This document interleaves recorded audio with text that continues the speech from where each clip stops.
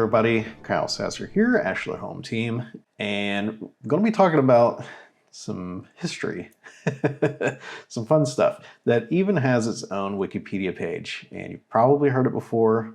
It is not a urban legend, it is, I'm going to say, some swampland in Florida. So let's switch on over here to the fun stuff. All right, so we're here on Zillow, and yes, I am a real estate agent that uses Zillow. It is a great product. It is superior in many ways to the MLS, also local realtor and MLS boards, but we won't get into that today. So I do use Zillow. For most of my searching, I do use the MLS, but for this sort of stuff, Zillow makes things a lot more fun to look at. So what do we have here? Ooh, we have a 1 acre lot for $7,500 in Polk City. Well, what's all that about? Here's another one for $14,000. Ooh, here's one for $5,000. What is this? Now, it looks a little weird though. We have some really tight grid lines. On most of these, actually, looks like. So what's going on? This one even has a nice little pinwheel pattern on it. But this one's a little bit of an exception, I can already see. But this one is really the one I want to talk about. What is this? So this is located in Polk City, which is just east of Lakeland in Polk County, Florida. This happened in a lot more places than Polk County. It was actually a very popular business plan in Florida from about the 1900s to the 1980s. The 1980s is when they kind of, put the boot down on all of these sorts of things. But this is basically swampland in Florida that somebody would buy a large tract of, 500 acres. They would then subdivide that into acre lots, half-acre lots, to sell to unsuspecting people up north in the Northeast or in the Midwest. Back then you didn't have the internet, you didn't have Google Maps, so you could make a lot of good promises in your marketing materials to people out of state, and they would buy land sight unseen based off of the dream, quote unquote. So the way these were usually marketed is as retirement or vacation destinations, buy your piece of the Florida dream. And I've actually seen some of these advertisements in antique shops, not in Florida, because again, there wasn't anybody really in Florida too much back then. But driving around like North Carolina, Ohio, West Virginia, New York, you will find old advertisements for these land sales. And this is so popular of a scam that it literally has its own Wikipedia page, which you can see here, which we'll get to in a second. So basically, they would subdivide these lots, literally have no intention of building anything on them. There's no roads, there is no easements for utilities, there is literally no access to these because a lot of times they are pinned in by other parcels that are close to roads.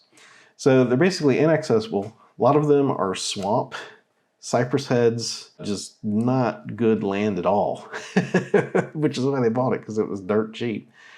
And then they sold it, split it up, and then sold it to people. Most of the companies that did this are well out of business now. So what you find now is these lots are still divided, and people inherit them or try to get rid of them after 40, 50, 60 years. I've had a number of people reach out to me for these, actually. Let's kind of dive into one of these here. So here we are. We have Polk City here. This is I-4 that's coming across to Champions Gate Reunion Celebration. Walt Disney World is right here. Magic Kingdom's right here. But we are well west. So we have the Green Swamp, which is here. This is where the Swamp Ape lives. And Polk City is here. We have Commonwealth of 33 coming out the north here. But we are looking in this neck of the woods here.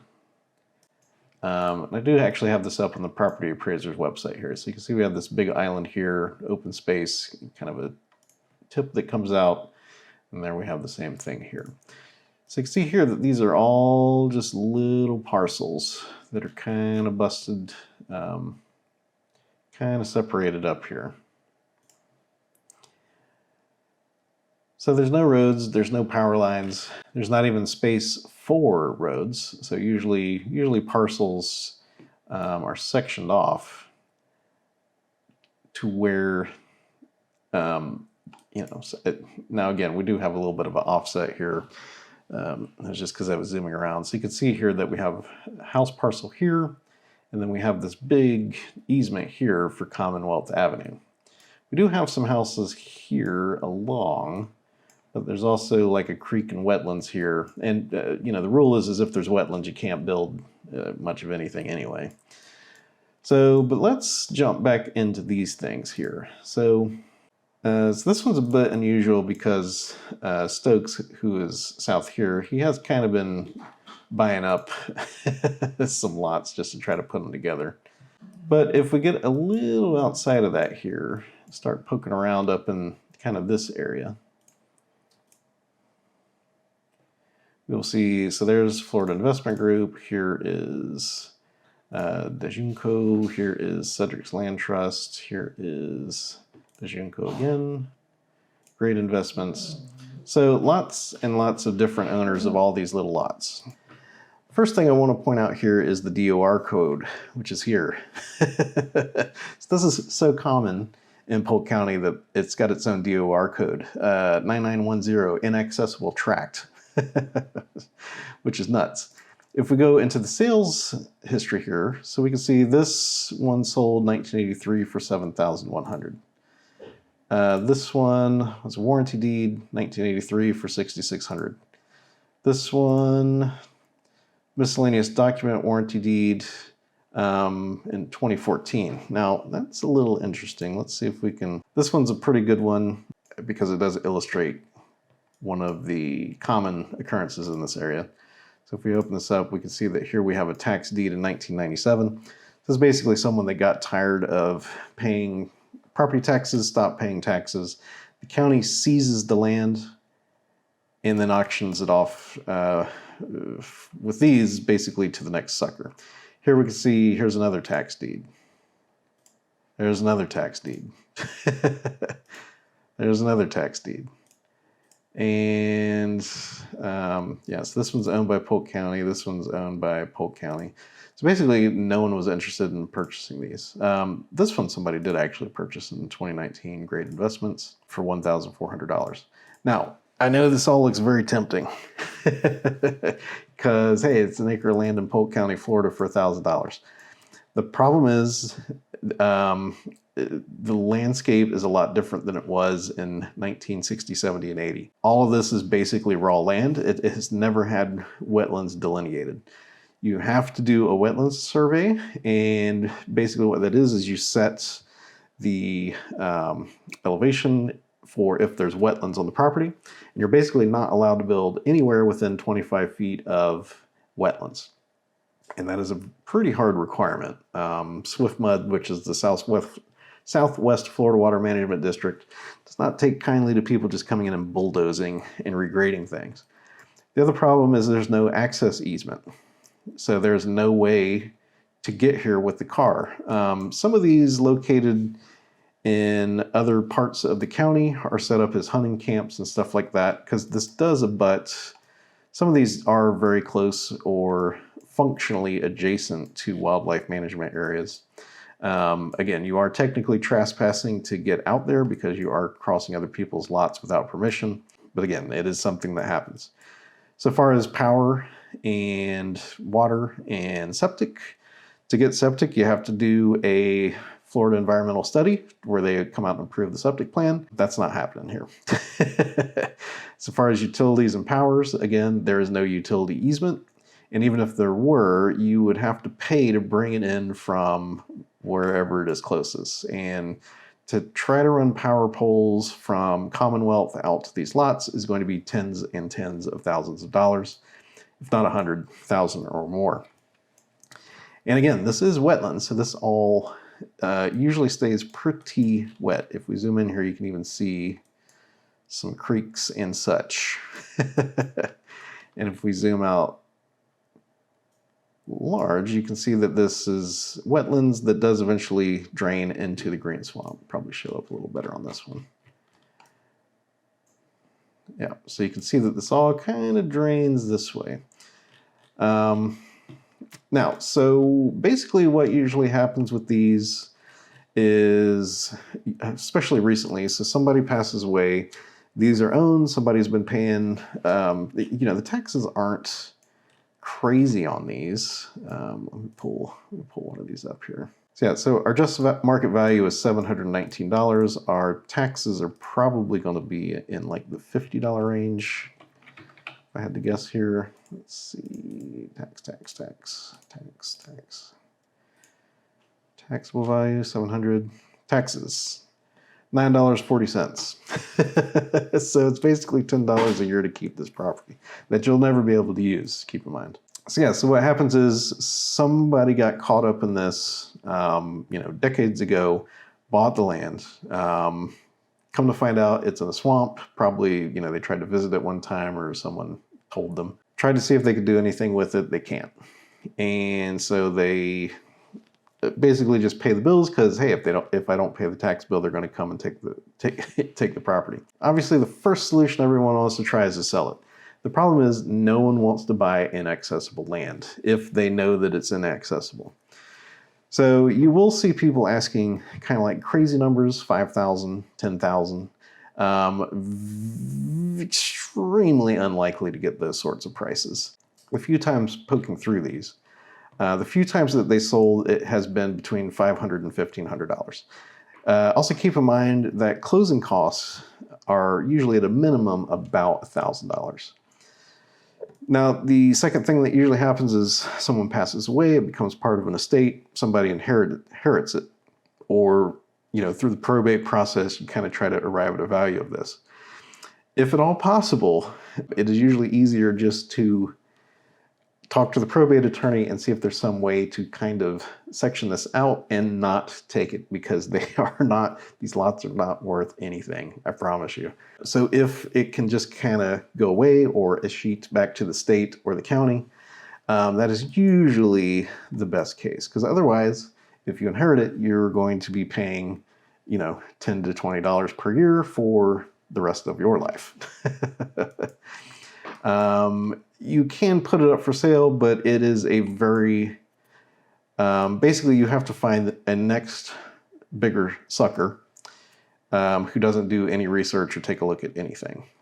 And just to kind of show you how common these are, so this is actually a pretty small little section here. If we go over here to the east, you can see that, there are much larger, plots or scams, whatever you'd want to call them. Now, here's the big one. So this is another one of those land scams. And this is, just look at all this. Like this is someone fully taking advantage of just thousands and thousands of people. It's honestly, it's a little disgusting, to be honest. Which brings me to the Wikipedia page. Actually, real quick, I did want to show you one thing here. So there's two different types. So whenever you see this like hard grid pattern, that is usually a land scam. There was never any plans for roads. It was basically just maximize the plots and sell them to unsuspecting people. This section over here is a little bit different because if you look, you will actually see that there are roads that are planned through here. And so this is, so again, this land is entirely unusable as well. The difference is someone actually had a decent plan here to put together. So there's some sections of Florida where you will have this, but the roads will be cut. And so those you can actually build on. You can see over here, we actually have, a few little access roads that are kind of cut in here. But I mean, these ones that are really deep in here, there's not much back in here. Yeah, so over here you can see this little corner here that comes around to this, looks like a pond. So whenever you see roads, that's at least, give them the benefit of the doubt. Maybe they just ran out of money. But there's some places up in like Inverness and, Sebring and the central parts where you'll find a lot more of these. Now, let's kick on over to the Swampland in Florida wiki page. And this is where it gets a little infuriating. So the first thing they cover is, this is similar to the phrase involving selling the Brooklyn Bridge, which is another one, or the oceanfront property in Arizona. Not to be confused with selling a bridge to Arizona, because that did actually happen. That was the London Bridge. But moving on here, so basically, this is part and parcel with everyone's favorite scams. So we have land mania around the Great Depression, and one of the original sellers of swampland was Charles Ponzi of the Ponzi scheme. Everyone's favorite ne'er-do-wells. Lots of conmens, all that good stuff. The interesting part here is the Florida swampland. So one of the biggest companies at this point in time was the Gulf American Land Corporation. This is the advertisements that I'd seen. I'm going to see if I can try to find one of these ads, and I'll put it up here so you can see it, just so you can kind of see what it looks like. But a lot of these were common down south on Drain. So using the Wayback machine here, this is floridalandscams.com, we can find some information on the Rosens and Gulf America, Polk County, and all that good stuff.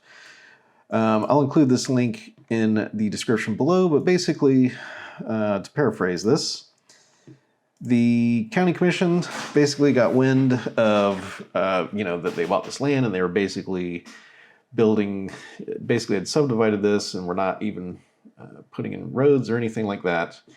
And they were called before the county commission to basically explain what they were doing. And basically, they're like, hey, you can't, sell a community. There's no roads, there's no utilities, there's no water, there's no nothing.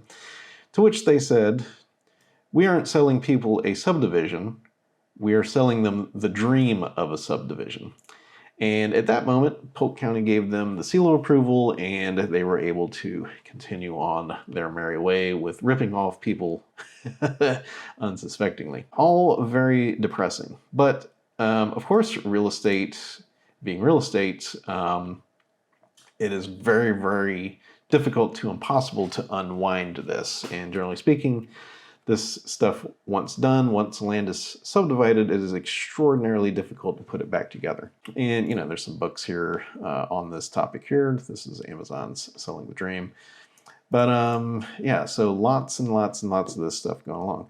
So I actually had somebody reach out to me about some parcels like this, and they asked me what I would do if I owned one of these. So far as being a real estate agent, happy to help. The problem is these are worth so little to nothing that it would cost more to pay me for my time than you would realize in selling this property. So generally speaking, if you own a parcel like this, the best thing you can do is just put it up for sale, cross your fingers that you can get, the closing costs paid for out of it, and get out from under it. Because, this does tend to drag on people. My family's not immune. I definitely have helped out a couple of family members that have similar parcels. Nothing in Florida, but this sort of thing, not necessarily straight up scams, but failed developments or something that can happen anywhere. And it's easy to end up with a lot that had a lot of promise, and then come to find out, nothing ever really happened with it. You also need to be on your toes, because this is very common for people to try to sell and flip these things. A lot of land scams going on in the area. Funny enough, so I mentioned Charles Ponzi was one of the perpetrators of the land scams in Florida. And funny enough, there's a town very close to here, Winter Haven, Polk City, Lakeland, which is a hotbed for real estate investor and wholesaling training. Make of that what you will. Nothing against investors or wholesalers, but they like to operate in the margins. And I know that most of the meetings that I attended, they all kind of chuckled about these sorts of back in the day schemes and how, those aren't allowed anymore. So yes, that's Florida land scams. Definitely be on alert for these. End of the day, if something looks to be too good to be true, probably is. If you see really dense grids like this, it is pretty much a scam. If you see ones with roads, it could be workable. you definitely want to stay closer to the main road as possible. Do kind of want to see if it's accessible, if you're going to have to like bulldoze. Like some of this is probably going to have to be bulldozed if it ever wanted to be accessed. So just know that it's a bit of a process. It's too good to be true, probably is. And, talk with the expert about what things look like. I've even seen other crazy things like, just people trying to sell land that's immediately next to a phosphate mine or a garbage dump. And, if you don't do your checking, you can end up with something that's just going to be kind of an albatross around your neck for 30, 40 years. So if you would like to experience the way real estate should be, if you have any questions, if you think that you might own your own piece of Florida land scam history, feel free to leave a comment down below, or you can reach out ashlarre/book-a-call, or email me at kyle@ashlarre.com. But probably the easiest is to leave a comment. Love to hear your thoughts on land scams and other interesting tricks played in real estate back in the day. So thank you so much for tuning in. My name is Kyle Sasser, and I'll talk to you soon.